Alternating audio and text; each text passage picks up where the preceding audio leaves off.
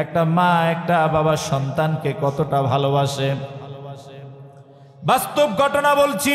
একজন ইহুদি সন্তান ছিল, নাম ছিল তার এরিক। এই সন্তান ছোট্ট বয়সে যখন স্কুলে যেতেন, তার মা ছিল অন্ধ, তার মায়ের একটা চোখ ছিল না। মা এই সন্তানের জন্য, এরিকের জন্য স্কুলে টিফিন নিয়ে যেতেন, নাস্তা নিয়ে যেতেন। এরিকের মাকে যখন এরিকের বন্ধুরা দেখতেন, দেখার পর এরিকের মাকে ইনসাল্ট করতেন, টিটকারি করতেন, কারণ এরিকের মার একটা চক্ষু ছিল না, দেখতে কেমন জানি দেখায়। এই জন্য এরিকের মাকে এরিকের বন্ধুরা টিটকারি করত, ইনসাল্ট করত। আমার বন্ধুগণ, এরিকও মনে মনে অনেক কষ্ট পেতেন। মাকে বলতেন, ও মা, তোমার কারণে আজ আমাকে বন্ধুরা অপমান করছে, বন্ধুরা আমাকে টিটকারি করছে। এরিক তখন মাকে বদদোয়া দিলেন, ও মা, তুমি কেন মরো না? তুমি মরে গেলে আমাকে বন্ধুরা আর কিছুই বলার সাহস পাবে না। মা জননী মনে বড় কষ্ট পেলেন, মনে বড় ব্যথা পেলেন। আমার বন্ধুগণ, কিন্তু ব্যথা পেল, মা কোনো সন্তানকে সহজে বদদোয়া করে না। কিন্তু একবার যদি বদদোয়া করে বসে, ও যুবক শুনে নাও, তুমি যত কিছুই করো না কেন, তুমি জীবনে উন্নতি করতে পারবে না।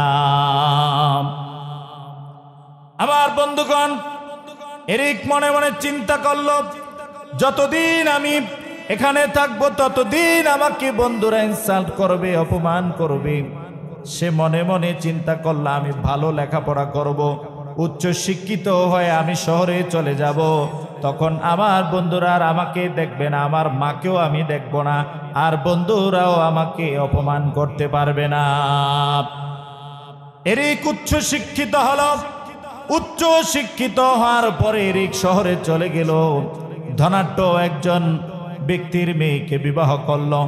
বিবাহ করার পরে রাজধানীতে খুবই শান্তিতে বসবাস করতেছে, সুখে বসবাস করতেছে। আমার বন্ধুগণ, হঠাৎ করে ছোট্টবেলায় এরিক যে স্কুলে পড়াশোনা করেছেন, ওই স্কুলের বন্ধুরা একটা পুনর্মিলনী অনুষ্ঠানের আয়োজন করেছেন। এরিককেও ওই অনুষ্ঠানে দাওয়াত দিয়েছেন। আমার বন্ধুগণ, এইদিকে এরিকের মা অনেক অসুস্থ হয়ে গেলেন। আজ কয়টা বছর হয়ে গেল সন্তানকে এরিকের মা দেখতে পায় না। আমার বন্ধুগণ, আপনি সামান্য যদি রাত্রে একটু দেরি করে আসেন বাড়িতে, আপনার মার অন্তরটা ছটফট করে, আপনার প্রাণের বিবি ঘুমিয়ে যায়। একটা মানুষকে দেখবেন দরজার কাছে বসে থাকে, তিনি আর কেউ না, তিনি হচ্ছেন আপনার মা। সামান্য একটু দেরি করে আসলে মা জননী অস্থির হয়ে যায়। অথচ আজকে কতটা বছর হয়ে গেল সন্তানের চেহারা দেখতে পারে না। মা মনে বড় কষ্ট নিয়ে, অনেক অসুস্থতা নিয়ে এরিকের সন্ধান নিলেন। এরিক কোথায় থাকে তার সন্ধান নিয়ে মা জননী এরিকের বাড়ি চলে গেলেন। এরিক বিবাহ করেছেন, তার সন্তান হয়েছে। এরিকের বাড়িতে গিয়ে দরজা নক করলেন মা জননী। দরজা নক করার সাথে সাথে এরিক দরজাটা খুলে দিল। তার কলিজার টুকরা সন্তানগুলো চলে আসলো। আসার পরে দেখলো একজন বুড়ি মানুষ, তার চোখ নাই। তার সন্তানগুলো ভয় পেয়ে গেলেন, কারণ তার সন্তানগুলো আধুনিক সন্তান। ভয় পেয়ে গেল, বাবাকে বলল, বাবা এই বুড়ি মহিলাটাকে, তাকে দেখে আমরা বড্ড ভয় পেয়েছি, বাবা তাকে তাড়িয়ে দাও। মানে ওই বুড়ির নাতনিগুলা, সন্তানের ছেলেগুলা বুড়ি মাকে অপমান করলো। ওই সন্তান তো জানে না এই বুড়ি হচ্ছে তাদের দাদি। আমার বন্ধুগণ, এরিক তখন বলল, মা তুমি কি দেখতে পাচ্ছ না আমার সন্তানগুলো তোমাকে দেখে ভয় পেয়েছে? ও মা, তোমার চেহারাটা কেমন দেখায়? ও মা, দয়া করে তুমি আমার বাড়ি থেকে চলে যাও, আমার সুখে সংসারে তা তুমি ভেঙ্গে দিও না। মা জননী মনে বড় ব্যথা নিয়ে, মনে বড় কষ্ট নিয়ে চলে গেলেন। ও দুনিয়ার সন্তানেরা রে, এত কষ্ট করে মা জননী আপনাদেরকে পেলেছেন, বাবা পেলেছেন, বড় করেছেন। একটা সময় যদি মা জননীকে বাবাকে যদি গাঁট ধাক্কা দিয়া ঘর থেকে বের করে দেন, এই মার এর চাইতে বেশি কষ্ট আর কিছুই হতে পারে না। আমার বন্ধুগণ, মা জননী মনে বড় ব্যথা নিয়া, মনে বড় কষ্ট নিয়া চলে এলেন গ্রামের বাড়িতে। ওইদিকে সন্তানকে রেখে তার বন্ধুরা দাওয়াত করেছে গ্রামের স্কুলে। এরিক গ্রামের স্কুলে এলেন, আসার পরে বন্ধুদের সাথে আনন্দ ফুর্তি করলেন, পুনর্মিলনী অনুষ্ঠান করলেন। করার পরে এরিক মনে মনে চিন্তা করলেন, যেহেতু গ্রামের বাড়ি এসেছি, দেখে যাই মা জননী কেমন আছে। মায়ের বাড়িতে গেলেন, গ্রামের বাড়িতে গেলেন। যাওয়ার পরে দেখেন ঘর খালি, ঘরের ভিতরে কেউই নাই, কোনো মানুষজন নাই। পাশে এক বুড়ি মাকে জিজ্ঞেস করলেন, ও বুড়ি মা, আমার মাকে তো দেখতে পাচ্ছেন, আমার মা কোথায়? ওই বুড়ি মা বললেন, রিক্রিপ, তোমার মা প্রচন্ড অসুস্থতা আক্রান্ত হয়ে আজ থেকে অনেক দিন আগে দুনিয়ার জমিন থেকে চলে গিয়েছে।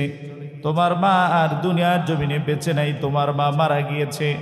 তবে রিক্রিপ, তোমার মা মারা যাওয়ার আগে তোমার মা আমাকে একটা চিঠি দিয়েছে, আর আমাকে বলেছে কোনোদিন যদি তুমি গ্রামের বাড়িতে আসো, আমি যেন তোমাকে এই চিঠিটা দিয়ে দেই। ও এরিক, তোমার মায়ের সেই চিঠিটা তুমি নাও। এরিক চিঠিটা হাতে নিলেন, আর এরিক চিঠিটা পড়তে লাগলেন। আমার বন্ধুগণ, চিঠির ভিতরে এরিকের মা এরিককে বললেন, প্রিয় বাবা, তুমি ভালো থেকো, আমি তোমার জন্য দোয়া করি। জানি আমার জন্য তুমি দুনিয়া অনেক কষ্ট পেয়েছো, আমাকে দেখতে পারো নাই। আমার জন্য বন্ধুদের কাছে তুমি অনেক অপমানিত হয়েছ।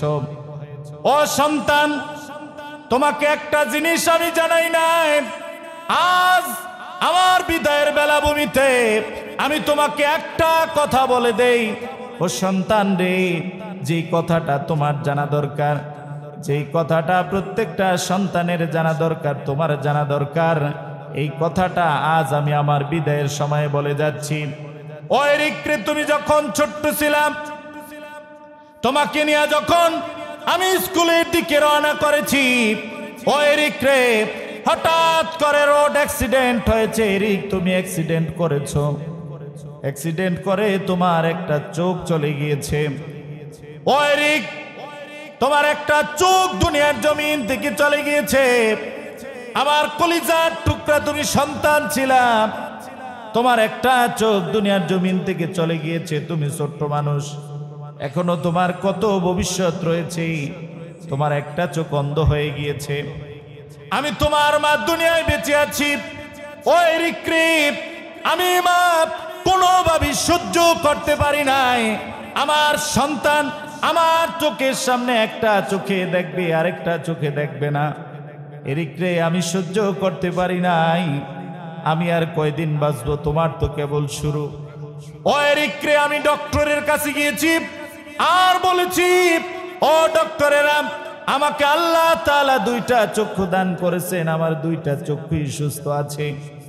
আমার চোখের সামনে আমার সন্তান একটা চক্ষু দিয়া দেখবে, অথচ আমার দুইটা চক্ষু আছে। ডাক্তারকে বলল, ডাক্তার, আমার একটা চক্ষু নিয়ে আমার সন্তানকে দিয়া দেন, আমার সন্তান যাতে আমার চোখের সামনে দুইটা চক্ষু দিয়া দেখে। আমি মার এর চাইতে বড় তৃপ্তি আর কিছুই হতে পারে না। আল্লাহু আকবার।